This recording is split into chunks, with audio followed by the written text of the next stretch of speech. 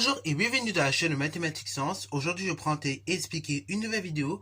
Cette vidéo donc tout simplement pour les premières en spécialité mathématiques. Et dans cette vidéo donc pour les premières spécialités mathématiques, donc je vous propose un rappel de cours, mais là donc sous forme d'exemple, donc d'application, donc sur les notions d'équations cartésiennes. Donc là, comme je vous l'ai dit, vraiment ce chapitre-là, c'est un chapitre qui est pas très long à la base, mais comme il y a le confinement, le Covid, toutes ces choses-là, donc je préfère vous faire quelques petits rappels de secondes qui sont, à mon sens, essentiels pour aborder la partie de première du chapitre sur la géométrie repérée. Parce qu'en soi, c'est un petit chapitre, comme je vous l'ai dit, mais faut maîtriser un minimum les bases de secondes, ok? Donc, là, on va apprendre à déterminer dans cette vidéo une équation cartésienne de droite, ok? Voilà. On verra dans d'autres vidéos d'ailleurs, parce que si je le fais dans la même vidéo, c'est un peu long. On va voir dans une autre vidéo, qu'il y a deux applications également des équations cartésiennes. C'est-à-dire qu'on peut vous donner une équation cartésienne et éventuellement demander de se tracer la droite, ok? Donc, voilà. Il y a plusieurs choses qu'on peut faire avec une équation cartésienne. Alors donc, ici, chose très simple, on dit que D c'est une droite, U est un vecteur directeur de la droite D. Et donc, on a deux choses. On a le point A de coordonnées -4, 2 qui appartient à la droite D. Et le vecteur U, donc comme je l'ai dit, qui est un vecteur directeur de la droite D, qui a pour coordonnées -2, 7. Déterminer alors une équation. Je vais dire une équation parce qu'en fait, techniquement, on peut déterminer plusieurs équations. Je vous montrerai un petit peu plus tard pourquoi. Plusieurs équations cartésiennes de la droite D. Donc déterminer une équation cartésienne de cette droite. Donc je laisse mettre la vidéo en pause pour réaliser tranquillement cet exercice. Encore une fois, si vous m'avez bien suivi en seconde, normalement vous avez des points de méthode. Ok, vous avez déjà la méthode que j'avais déjà bien donnée en seconde, mais qu'on va revoir tout de suite. Sur ce donc, correction. Alors cet exercice, il va se faire en deux temps. Ok. Alors, petit rappel avant de se lancer dans l'exercice. Une équation cartésienne de droite, comment qu'on l'écrit, ok? Comment qu'on fait pour écrire une équation cartésienne de droite? Une équation cartésienne de droite, regardez, c'est toujours de la même forme, et ce sera toujours cette forme-là. C'est toujours de la forme un nombre, donc je vais noter A, multiplié par X, donc par l'abscisse du point, plus un nombre que je vais noter B, multiplié par l'ordonnée du point, plus une constante C égale 0, ok? Bien évidemment, les trois nombres A, B, C en réalité, donc j'ai dit ce sont des constantes, ce sont des réels, ok? Bravo, des constantes réelles, qu'on va donc déterminer par calcul. Donc, deuxième des choses qu'il va falloir bien comprendre pour arriver à cet exercice, c'est donc, on a dit que D c'est une droite et U est un vecteur directeur de la droite D. Ok? C'est un vecteur directeur de la droite D, le vecteur U. Donc U est un vecteur directeur de la droite D. Tiens.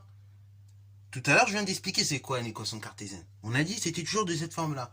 Si je veux déterminer un vecteur directeur de à partir de l'équation cartésienne de la droite, comment je fais?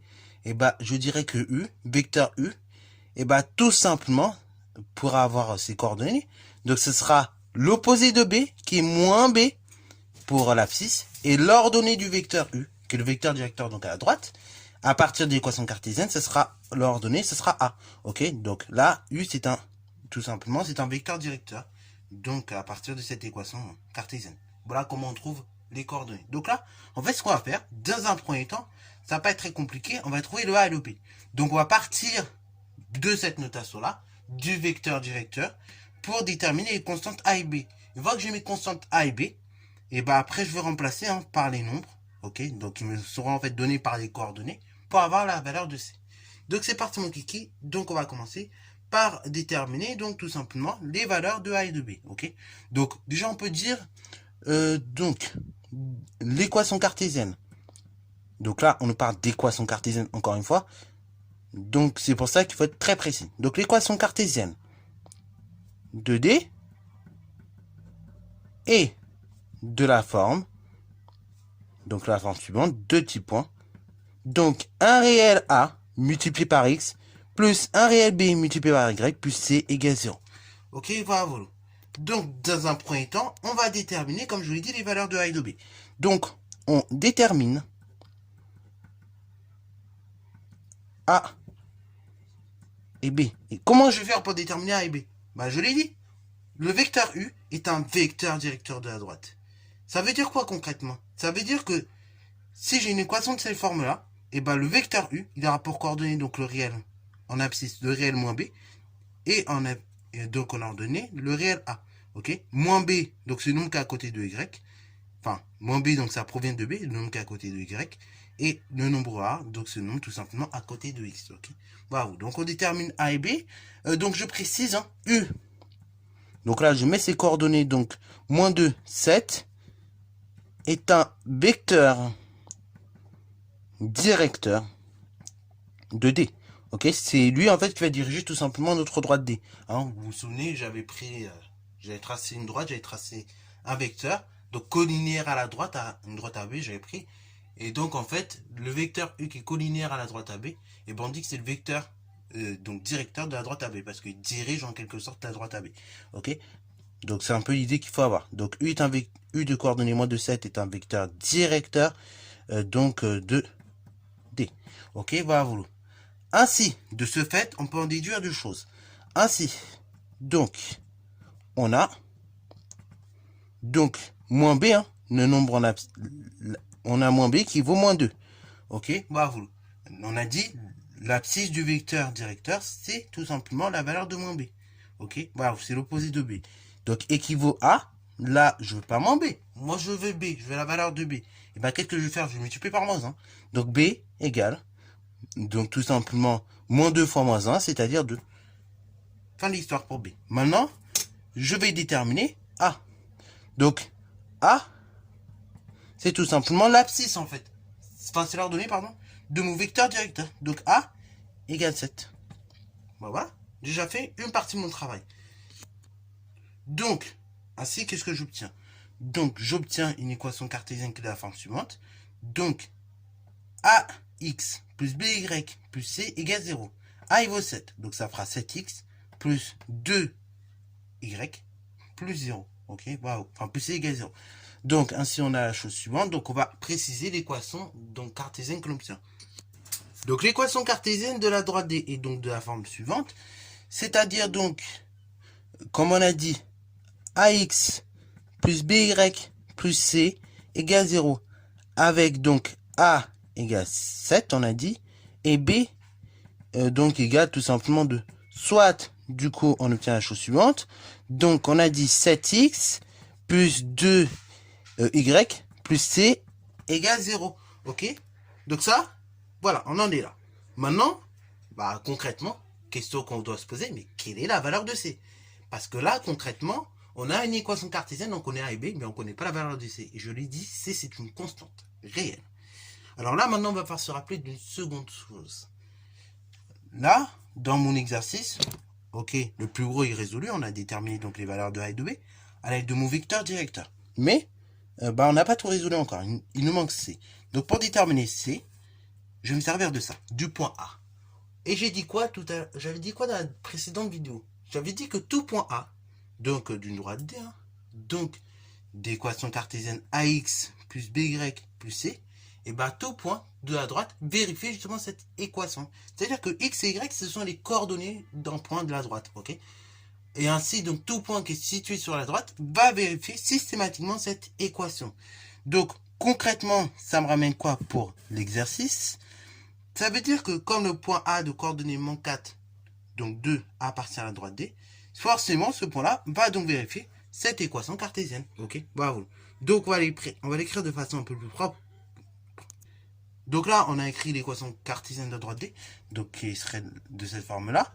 Or, justement, on va mettre que A de coordonnées moins 4, 2 appartenant à la droite D équivaut à la chose suivante.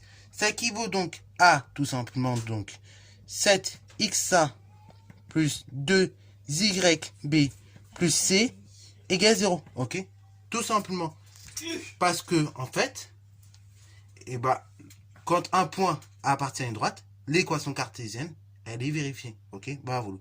Dx et y, donc ce sont les abscisses et les ordonnées des points. Donc ça vérifie systématiquement l'équation. Donc équivaut à, encore une fois, donc 7 multiplié par la valeur de l'abscisse de A. Donc c'est moins 4. Plus 2 fois la valeur de l'ordonnée de B. Donc 2 fois 2. Plus C égale 0. Voilà. Finalement, j'ai une équation à une seule inconnue. Bah magnifique. Donc là, je détermine la valeur de C. Donc regardez. On va d'abord régler un peu cette expression parce que là, comme ça, c'est un peu compliqué.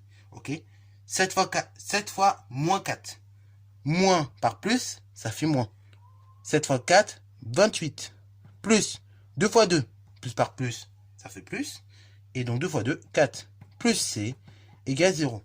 Bon, on peut encore... Alors là, il y a deux solutions, il y a deux types d'élèves. Soit vous êtes plutôt l'élève, je fais les choses vite, mais bien. Donc vous allez tout simplement directement isoler le C.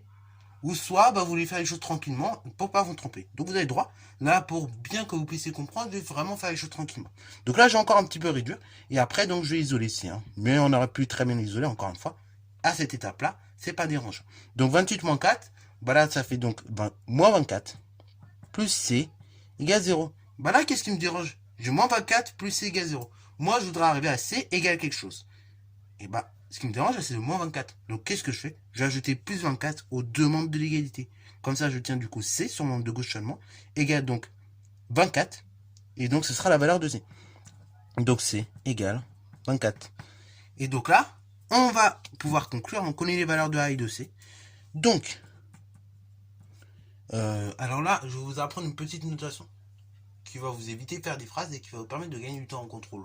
Parce qu'apparemment, on n'a pas le temps de faire les phrases. Si on est un peu lent avec l'écriture, tout ça, ça peut vraiment aider. Donc, au lieu de dire là, donc la droite D après équation cartésienne, donc tout simplement donc ax plus by plus c avec a égale 7, b égale 2, soit donc du coup 7x plus 2y plus 24 égale 0, on peut faire un petit peu autrement. On va écrire donc D, deux petits points, l'équation de la droite. Donc ici, c'est 7x, on a dit, plus 2y plus c égale 0. Et voilà, terminé. Fin de l'histoire. Cette notation, d'ailleurs, on va beaucoup l'utiliser, notamment pour les équations réduites aussi, dans l'année. Ça va vraiment vous aider, encore une fois, à gagner du temps dans les contrôles. Ok, bravo. Donc, sur ce, c'est la fin de cette petite vidéo. J'espère qu'elle t'a plu, encore une fois. Comme d'habitude, si ça t'a plu, n'hésite pas à liker, commenter et bonne reste à toi en mathématiques et en sciences.